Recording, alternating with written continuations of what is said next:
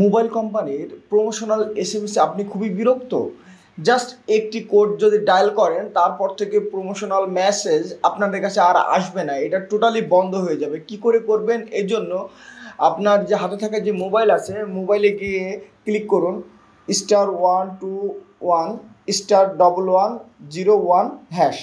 এটা গ্রামীণ ফোনের ক্ষেত্রে, যদি আপনারা যারা গ্রামীণ ফোন ইউজ করেন তারা এই কোডটা যখন ডায়াল করবেন তখন আপনাকে একটি এসএমএসের মাধ্যমে জানিয়ে দেওয়া হবে। এই যে আমি একটা এসএমএস সেন্ড করলাম, কিছুক্ষণের ভেতরে একটি এসএমএস চলে আসবে।